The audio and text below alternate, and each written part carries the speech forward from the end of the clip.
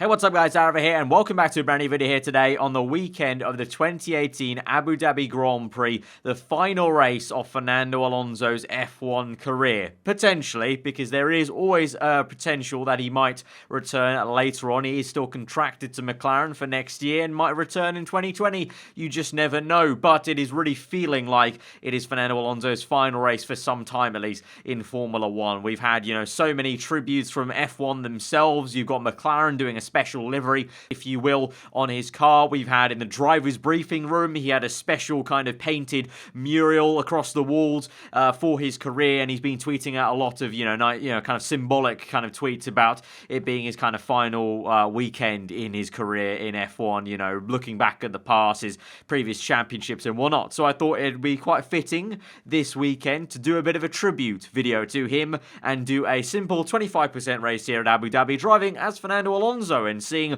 how we can do around Yas Marina, and maybe just talking a little bit about Fernando Alonso whilst we do that. Then hopefully you guys that are fans of Fernando Alonso will enjoy this concept of the video.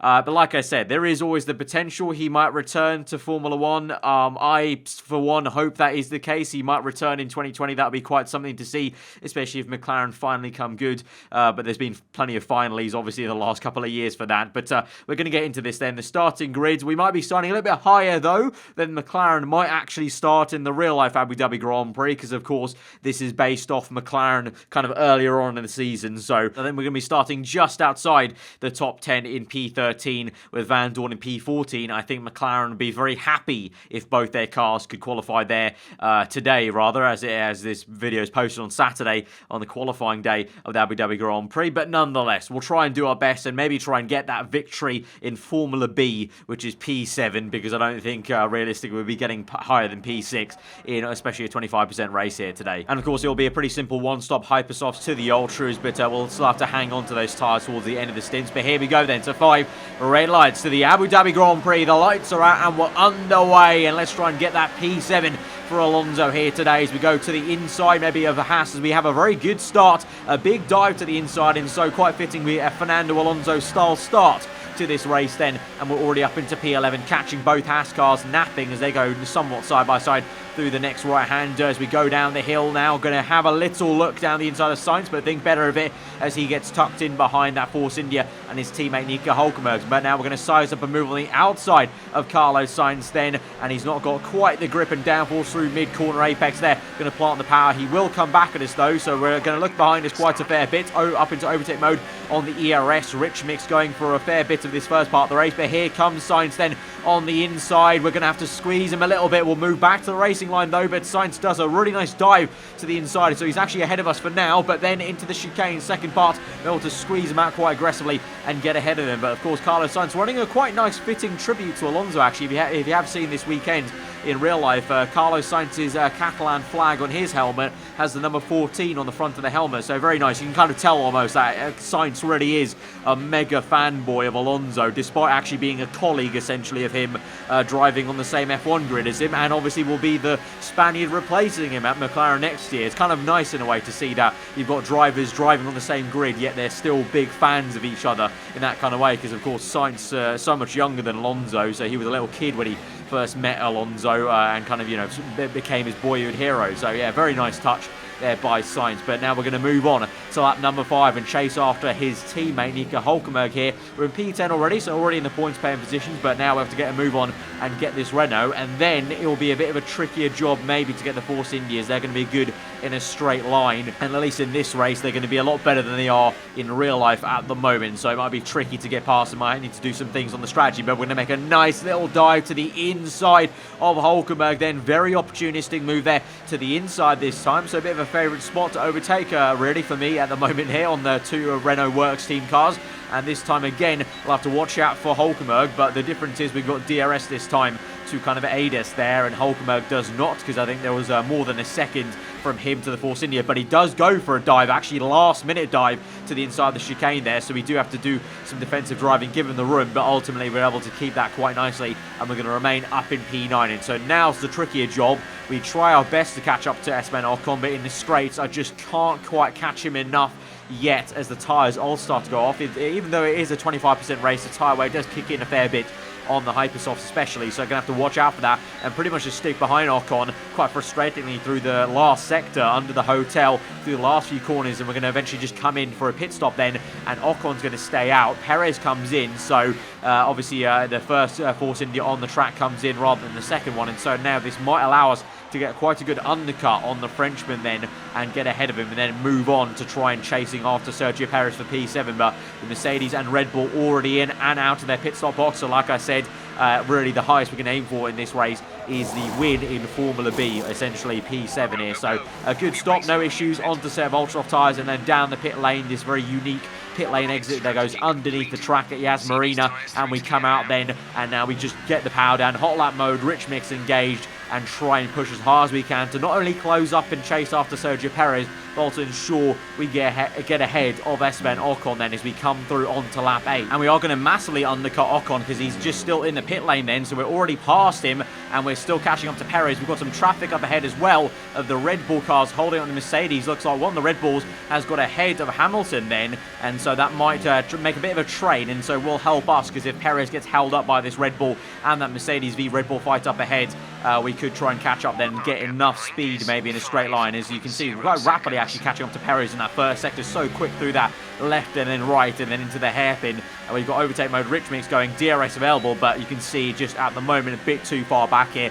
I think it's going to take a couple of laps to really catch up to Checo and then make that pass. But it's really good though we got past at least one Force India already, because then there's less work for us to do, and they won't, they basically won't be able to actually work in tandem and help each other out with some slipstream here. And so eventually by lap 10 we are catching up to Perez. It's still not quite enough, but you can see visually speaking down the straight, I feel like we are a little bit closer. So every time we go through sector 1 and 2, just corners, no straights really, no, place for the McLaren to be too draggy, we can catch up to the Force India. So it's only a matter of time, I believe, until we can actually go for that P7. And so as we move on to the last sector then on lap 10, you've still got that Red Bull sandwich for Hamilton there, so something that might actually occur in the real life Grand Prix, because Red Bull have been seemingly quite good in practice. But here we go now, pressurizing Perez then to last corner. He went very defensive, so now we pull to the right hand side, the outside of turn 1, make a big dive on the outside. They use the momentum in 4th gear on the outside, ride the curb somewhat, and we're going to be up into P7 just about. Nice move up, but we've also used way too much fuel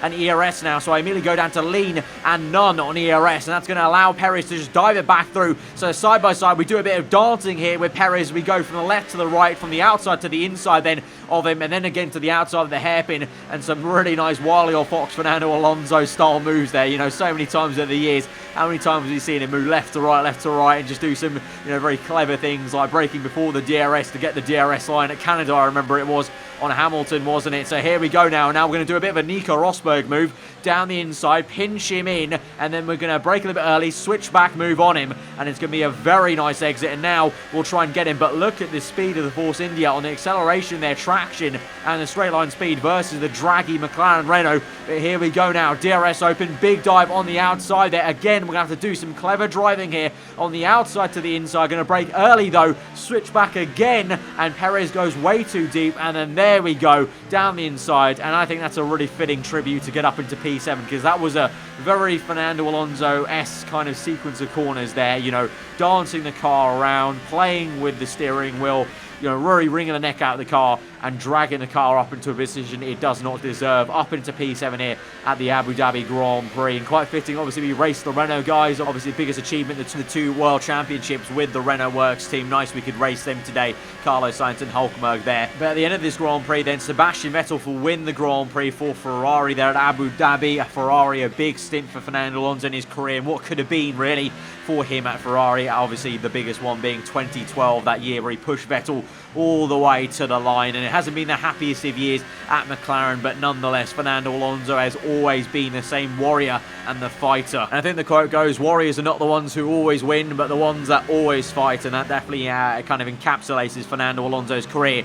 And so we come across the line, P7 at the Abu Dhabi Grand Prix, and that's a pretty nice win in Formula B at Yas Marina. Obviously, unfortunately, I don't think Alonso can have such a good race tomorrow in the real life race, that McLaren is quite poor without any upgrade since the Spanish Grand Prix, ironically, but I'm sure Alonso will be fighting as hard as he can, and he'll probably just enjoying the laps. There's been actually, I think there's a nice camera on the halo of his McLaren that looks into his helmet visor, so that'd be kind of nice to see him actually very concentrated in the last couple of laps of his career, maybe soaking it in as well, and then we'll see what happens after the Grand Prix. And then, like I said, who knows? I still think there's a small chance he may come back into Formula 1 in 2020 if... It's a big if, but if that McLaren is actually somewhat okay and might be able to get a podium and a race win, he might come back. But that's a big if. He's obviously got other projects in the 500, the remaining of his World Endurance Championship, so we'll still be seeing Alonso racing next year, but I think he also deserves some sort of rest, because it has been a mega couple of years, really fighting hard to just, cope with basically the pressures of being in this McLaren team that has been just not performing as he wants to. I think especially for a lot of his fans, there's the sense of he kind of deserved more from Formula 1 in a way, got very unlucky here and there, but also at the same time, Alonso has been known to make some cursed choices in his career, leaving Ferrari for McLaren, which seemed okay at the time, but then turned out the Ferrari came kind of better in the next a few years, and McLaren deteriorated. But whatever the case has been, Alonso's won many a Grand Prix, been on the podium nearly 100 times in his career, and is a double world champion, and that's something you can't take away from him. He's regarded as one of the most complete drivers at the moment in Formula 1, and maybe even all time in terms of a through out-and-out racer. Such clever racecraft and clever thinking in the cockpit, and never gives up till the last lap of the Grand Prix. He's also, in recent years, given us a lot of humour as well, has become much more of a character in the paddock. And although I did not actually get the pleasure of actually witnessing him getting 2 championships live, he's actually got into Formula 1 just after he had won those championships. But I can really appreciate the skill that it took for him to get those championships, and why his fans love him so much. And obviously, it's a big deal for Spain to have such a driver of that caliber, and it'll be big shoes to kind of fill maybe for Carlos Sainz, but I'm sure Alonso might give him a helping hand, still being there at McLaren in the background. But that has been this tribute to Fernando Alonso. Like I said, I really do hope it's not the final race of his F1 career, but it is all kind of felt like it in a way this weekend. So if it is to be Fernando Alonso, it's been a great one. Gracias, Fernando. It's been a good ride.